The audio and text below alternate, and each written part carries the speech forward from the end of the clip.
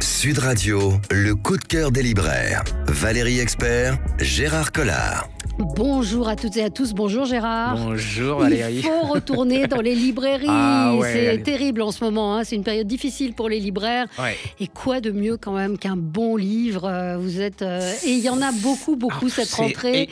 Enfin moi je trouve vraiment, que c'était excellentissime. Moi aussi, il faut chercher, il faut gratter, mais on a si vous d'habitude... sortez des Notombes oui, et autres, Norec, pardon, même si le livre est bien... oui, le livre est bien, ça n'empêche pas. Mais il y a plein de choses à découvrir, donc quelles ont été vos lectures de la semaine? Alors je me suis fait avoir. Ouais. Alors c'est un bouquin de Gérard de Cortance, ça s'appelle Il ne rêvait plus que de paysages et de bois au bord de la mer chez Albin Michel. Alors je vais vous dire, Hemingway, j'ai essayé, j'aurais essayé, j'ai tout essayé et franchement je n'ai jamais pu. C'est pas une question de qualité, je ne peux pas, je n'accrochais pas. Et je suis tombé sur ce bouquin par hasard. Par contre, je trouve qu'il a une image qui est iconique. Enfin, sa photo, c'est vraiment une. Et j'ai ouvert ce bouquin. Et c'est un roman, où il s'appuie sur beaucoup de documentation. Oui. Et là, c'est ces derniers jours.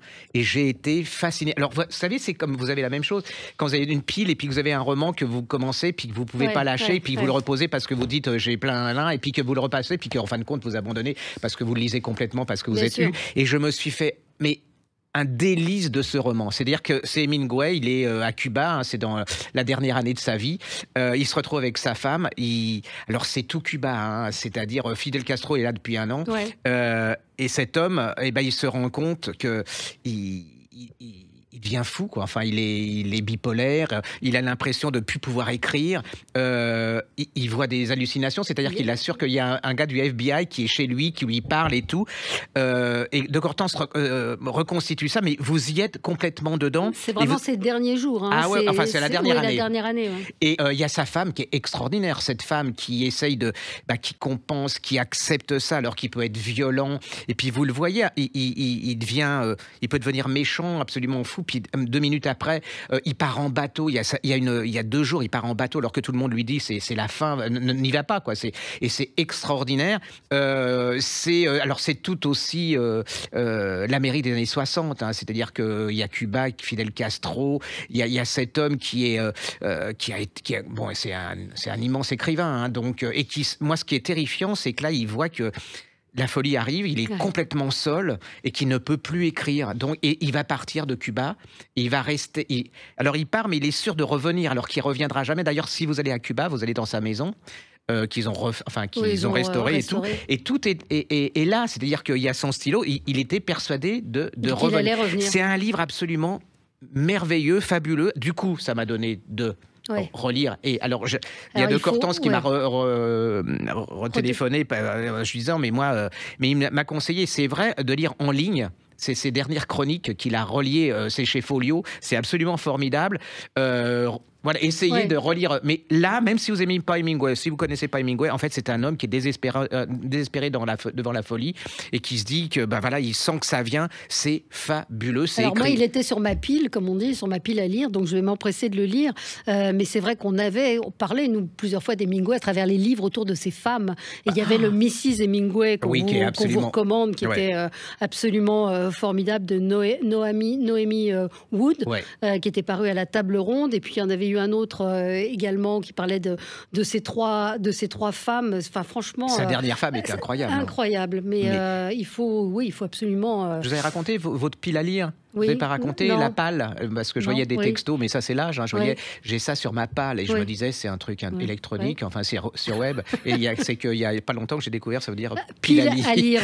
Moi hélas, ma pile à lire, Hélas, vous prenez 40 ans d'un coup. Voilà, la pile à lire. Vous n'êtes pas branché. Pas du tout. La Face Nord, le livre dont je vous ai parlé que j'avais beaucoup aimé, a eu le prix des 2 Magots. Ah bah ça donc, c'est pas le prix de Flore. Faut être optimiste parce que le prix des 2 Magots, c'est nouveau, c'est pas le prix de Flore. Oui, non. Mais la Face Nord, c'est vraiment Jean-Pierre Montal, c'est un livre absolument formidable. C'est un moment suspendu. Alors ça va faire le lien avec celui dont je voulais vous parler. La Face Nord, donc c'est encore à la fois l'histoire d'un homme d'une 40aine d'années qui se retrouve dans un cinéma. Il va voir toujours le même film et il retrouve de Léo McCarey, elle et lui, et il y a une femme qui est beaucoup plus âgée que lui qui va toujours à la même séance aussi. Ils finissent par prendre un café, par se parler. il tombe amoureux, c'est un amour compliqué, et il y a un retour évidemment sur qui est cette femme, qui est cet homme. Cette femme a vécu à Vienne. C'est un roman magnifiquement écrit, c'est intelligent, franchement, ça s'appelle La Face Nord, c'est chez Séguier, et c'est Jean-Pierre Montal. Et je voulais dire aux gens, on a besoin de vous, parce que nous, on fait notre boulot, mais surtout, n'hésitez pas à en parler autour de vous, de les mettre sur vos pages Facebook, ça sert à quelque chose, parce que les tartes au citron, c'est bien, les meringues au machin. Les chats.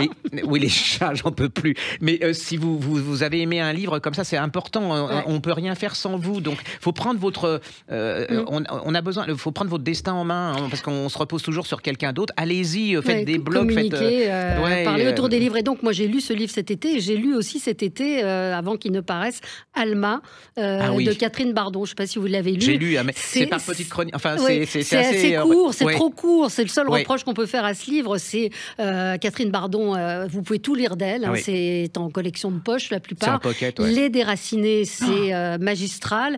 Et donc, en gros, c'est ce qu'on appelle un préquel, c'est-à-dire c'est avant dans la télé, c'est-à-dire c'est son héroïne, Alma. Donc, c'est l'histoire de cette jeune femme née en 1911. Elle est née en Autriche, dans une famille un peu bourgeoise. C'est un livre lumineux. Vous êtes vraiment dans Vienne, dans les cafés, dans cette femme qui veut vivre à tout prix, qui veut s'émanciper, qui veut vivre différemment. Elle écrit magnifiquement bien. Alors, je suis sensible à ça, mais la couverture est la photo est absolument magnifique, hein, sublime. Même vous avez envie d'y aller, même si vous connaissez pas Alma, même si vous connaissez pas Bardon, c'est vraiment allez-y. Puis en plus, ça se lit très vite. Hein. C'est des petits, c'est par date. C'est des tout petits chapitres, c'est des dates. C'est vraiment très vite. C'est vraiment Vienne. Ça ne vous donne qu'une envie, c'est d'aller à Vienne, c'est de connaître ces juifs autrichiens qui ont vécu l'enfer. Et vraiment magnifique livre, Alma. C'est tout petit. Vous serez emporté par ce livre qui est lumineux, pétillant et en même temps qui dit des choses. Puis après, vous ne pourrez que lire Les Déracinés si vous ne l'avez pas lu. Quand vous allez découvrir comment ça va finir, c'est terrifiant. C'est aux éditions Les Escales. Alors ça, c'est un livre mythique pour moi, c'est un des premiers livres que j'ai vendu et adoré quand j'étais jeune libraire. Ils viennent de faire reparaître Avril Enchanté de Van Arnim chez J'ai lu, qui est une pure merveille. Alors en ce moment, où vraiment tout s'écroule, où vous n'avez pas le moral, où il pleut, où les gens, ils savent plus où ils en sont, ils ont plus, vous lisez ça, c'est absolument... Van Arnim, c'est une merveilleuse écrivain anglaise, hein, elle est d'origine allemande, mais elle a un style et la traduction est absolument sublime. C'est l'histoire de 4 femmes. Alors la première, elle vit dans une banlieue chic de Londres et son mari n'arrête pas de lui dire qu'elle est moche, qu'elle a aucun intérêt et tout, elle fait ça sert à rien qu'elle fasse des économies et tout. Elle fait des économies et elle décide, elle voit un château qui est sur la côte italienne près de Gênes au soleil. Elle se dit pourquoi je vais pas partir là-bas pour me changer les idées. Elle rencontre dans la rue une femme qui lit la même annonce, ils se mettent ensemble, ils vont recruter deux autres femmes complètement différentes. Alors il y a la bigote, il y a l'aristocrate, elle qui est complètement moche et puis une autre. Et là, alors déjà, ça, c'est plein de soleil, c'est plein de chaleur, c'est plein de couleurs, c'est plein d'odeurs. Vous êtes là-dedans, vous êtes en Italie pour 4,50 €. Et vous avez ces femmes leur vie va changer. La bigote, elle va se rendre compte que c'était pas ça la vie, que elle, la moche, elle est pas si moche que ça, que l'aristocrate qui est blasé parce qu'elle a trop d'hommes. Alors, il y en a qui vont dire que c'est cuculapraline. En fait, non. Il y a beaucoup de charme, on peut avoir dans la vie des instants comme ça, et puis il y a des livres comme ça qui sont magiques et qui vous font du bien. Et moi, je trouve que ça devrait être remboursé par la Sécu. La Sécu, parce que ça vous donne Et puis, c'est la découverte d'une écrivain d'exception, hein. C'est une merveilleuse écrivain. Van Arnim, c'est pas Barbara Cartland, c'est vraiment un style, c'est vraiment une histoire, c'est vraiment un écrivain extraordinaire. Elle avait fait un livre sur, je crois que ça s'appelait Le Jardin Enchanté ou quelque chose comme ça, qui était absolument extraordinaire. Lisez tout Van Arnim, c'est une merveille. La majorité existe en livre de poche, et ça, c'est vraiment une révélation. Enfin, moi c'est un de mes plaisirs. C'est un de vos premiers livres. Elle est née quand, elle? C'est une fin 19e, début 20e, quoi. D'accord. Elisabeth von Arnim, A-R-N-I-M, et ça s'appelle Avril Enchanté, c'est en 10-18. Oui, en 10-18. Dans les livres qui font plaisir aussi, pour lesquels vous prenez un immense plaisir à les lire, c'est ceux qu'écrit Fabrice Caro. Moi, il me fait éclater de rire. Alors, Fort à l'amour, je crois que ça vient tout juste de paraître, c'est dans la collection Signe chez Gallimard. C'est l'histoire d'un jeune prof, pas d'un jeune prof, il est marié, il a des enfants, il va au supermarché, il y a quelqu'un qui lui passe devant, il râle et dans sa tête, il se dit quand même, il est gonflé. Et paf, le mec tombe par terre, fait un AVC. Bon, il passe. Et puis, sa directrice d'école, dans l'école dans laquelle il enseigne, un jour lui fait un reproche. Paf, elle tombe par terre. Et donc, il se dit, merde, j'ai ce don, j'ai ce truc, les gens qui m'emmerdent vont mourir d'un AVC. Parallèlement à ça, il y a une autre histoire plus tendre qui est celle de la maison de sa mère qu'il doit vider avec son frère. Et à chaque fois, il repousse parce que... Donc, il y a un peu de nostalgie dedans. Il y a un peu de Jean-Philippe Blondel dans les personnages. C'est très drôle parce qu'il y a des choses qui vous parlent, qui parlent à tout le monde, parce que Fabrice Caro, il a un regard sur la société absolument incroyable. Il doit aussi trouver des cadeaux de Noël pour son frère. Et donc, il va chez Nature et Découverte et il se dit, qu'est-ce que je pourrais acheter? Il se dit, voilà, je suis tombé nez à nez avec un télescope, voilà qui pourrait être une bonne idée. Lui non plus ne serait jamais utilisé. Il serait évoqué dans les discussions d'été en terrasse. Quelqu'un dirait que le ciel est étoilé. On dirait, oh, mais on a un télescope, on pourrait regarder. Tout le monde trouverait ça formidable. Et puis, on n'en parlerait plus. Il y a c'est drôle, c'est tendre, c'est acide aussi, et vous allez passer un super moment. Et tous les précédents sont en format de poche, vous pouvez y aller, il n'y a pas de problème. Le précédent était formidable aussi sur un scénario, la façon et qui est très très réelle, mais j'ai beaucoup aimé, Fort à l'amour, donc Fabrice Caro chez Gallimard. Sud Radio, le coup de cœur des libraires. Valérie Expert, Gérard Collard. Gérard Collard, le libraire de Saint-Maur, la Griffe Noire. Non, c'est déjà dit bonjour tout à l'heure. Oui, mais j'aime bien dire bonjour parce qu'il y a des fois. J'aime bien. Moi, c'est comme si une nouvelle émission, c'est chaque fois, voilà, c'est un renouveau. Et chaque fois que je suis en face de vous, c'est un renouveau. Oui. C'est pas mal ça. Alors, vous reviendrez la semaine prochaine. Ouais, j'ai été fasciné par un bouquin qui s'appelle La Dame du jeu d'échecs chez Plon de Philippe Charlier. Alors regardez, je sais pas où je dois. Voilà, vous voyez la photo. Là, en fait, Philippe Charlier, vous le connaissez, c'est un anthropo, médecin légisto, historico, enfin voilà, il prend le crâne de Marie-Antoinette, il prend le crâne de Diane de Poitiers et il vous la remet en 3D et vous la voyez très belle. Et là, il est tombé, alors quand il était gamin, plus jeune, il est tombé sur un livre dans lequel il y avait cette photo-là, il a été fasciné, et voilà, et il se pose la question, qui est cette femme ? Et il commence à faire des recherches. Apparemment, elle est d'origine vietnamienne. Donc, qu'est-ce qu'il fait? Remarque, il a de la chance. Il prend un billet d'avion, il va à Hanoï, il va au Vietnam et il va commencer à faire des recherches. Qui est cette femme? Et vous vous faites avoir, parce que je me suis fait avoir. C'est très différent des livres précédents. Ça n'a rien à voir. Où il avait écrit l'histoire au scalpel, il avait écrit pas mal de choses. Et alors, et il cherche, il va gratter. Alors moi, j'aurais laissé tomber, parce que rien que déjà, bon. Et il va dans les bibliothèques à Hanoï, il commence à cerner, et il retrouve cette femme qui était en fin de compte une résistante, parce que dans un musée de Hanoï, il y a les mères méritantes, et là, il y a sa photo avec, et là, il tombe vraiment... il est heureux et il commence à rechercher la vie de cette femme qui est une femme absolument incroyable, qui a résisté alors à l'Indochine, c'est-à-dire c'était les Français. Alors il y a en même temps un portrait de la colonisation française en Indochine qu'on connaît pas dans l'absolu. Les gens connaissent plutôt l'Algérie, le Maroc, mais l'Indochine c'est un peu passé à l'as. Personne. Et là, et là il y a des choses abominables, c'est-à-dire qu'il raconte quand même comment les gens étaient exécutés, comment la résistance de cette femme où ils font subir des choses absolument. Allez-y, c'est à la fois un livre de suspense, c'est un superbe roman et c'est un livre historique. Et en plus, il y a le parallèle, c'est qu'il se dit, en fait, j'étais fasciné par cette photo parce qu'elle ressemble à la première jeune femme que j'ai aimé. Et donc, il commence à se dire qu'en fin de compte, ce qui l'intéressait, c'est peut-être pas cette femme, mais c'était la jeune femme, c'était le souvenir de cette jeune femme. C'est vraiment différent de ce qu'il a écrit. Et je trouve qu'on peut assimiler ça à un roman. Et ça se lit comme vraiment le meilleur des romans. Vous oubliez tout. Ça se lit très, très vite. Vite. Moi, je me suis fait avoir jusqu'au bout. Puis j'ai redécouvert cette période de l'Indochine française et puis de la résistance qui va après déboucher sur l'Amérique et puis la guerre du Vietnam. Allez-y, voilà, puis elle est absolument jolie, donc elle est très belle. C'est une sorte d'enquête vérité très belle. Bon, mais moi j'étais en vacances, je l'ai reçu, je vais le lire avec beaucoup de plaisir. Ça me fait penser très très différent et ne succombez pas aux clichés ou aux préjugés. Patrick Sabatier a écrit un deuxième livre. Oui, on l'a reçu cette semaine. Et le second est très très bien aussi. Ça s'appelle Ne le dis pas à Paul. Et lui aussi, il tombe sur une photo. Il décide de... Tout est vrai dans son livre, c'est roman, mais tout est vrai. Il décide d'ouvrir une petite mallette dans laquelle il y avait des souvenirs de sa mère. Il tombe sur une photo où il est en troisième avec des copains.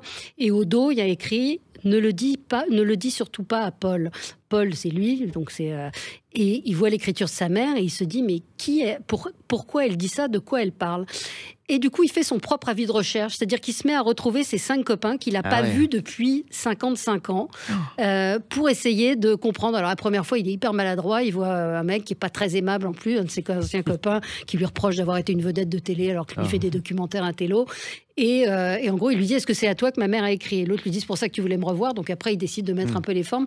Donc c'est une sorte de... C'est très touchant parce qu'il y a une forme d'écriture et puis une forme aussi de présentation du livre qui est assez originale. Il parle aussi des gens qu'il a croisés. Enfin, moi, j'ai beaucoup aimé. Pourquoi ?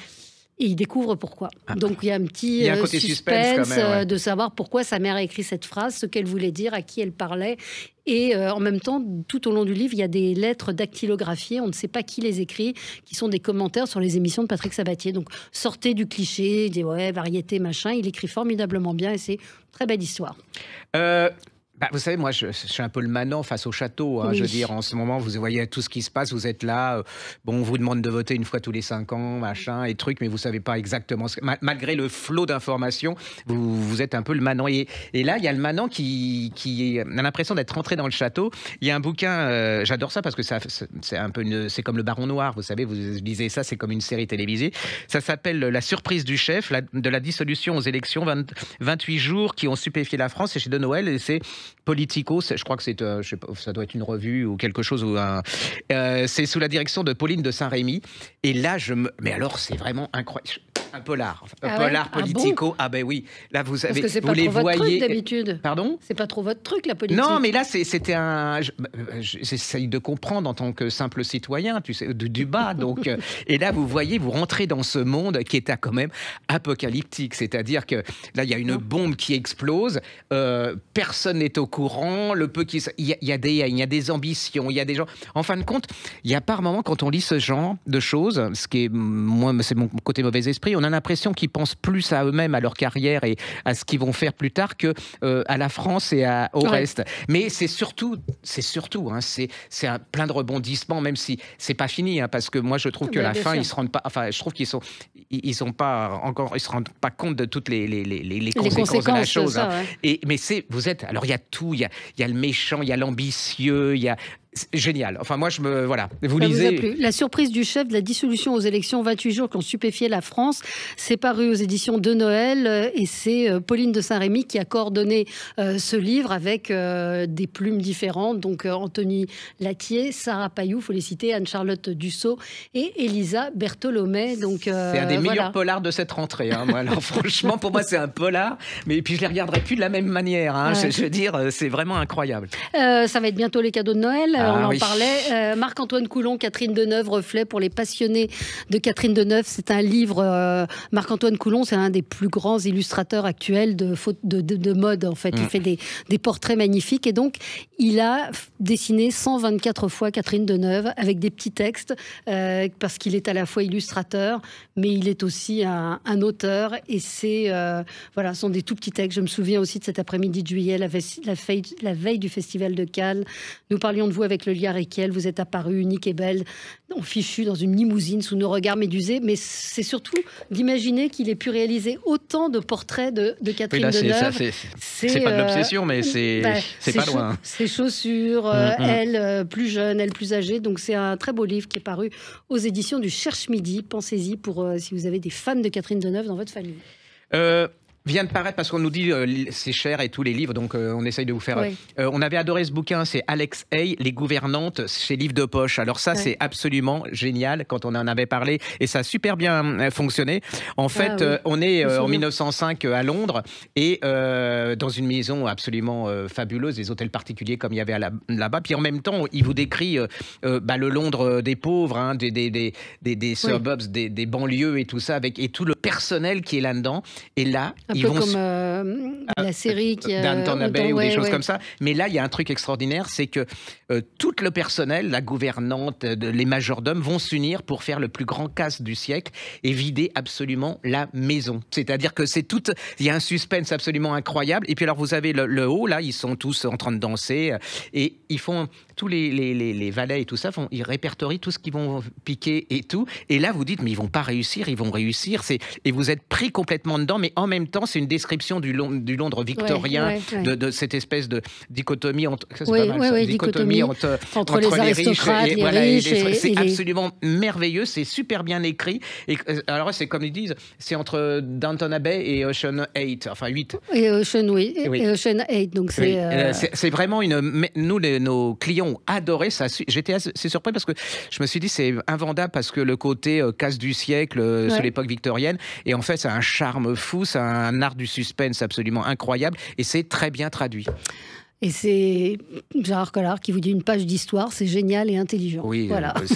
Voilà. Ça s'appelle Les Gouvernantes et l'auteur s'appelle Alex Hay, H-A-Y, et ça vaut 9 €. Donc, plaisir de lire. Merci à vous, Gérard. On se retrouve la semaine prochaine.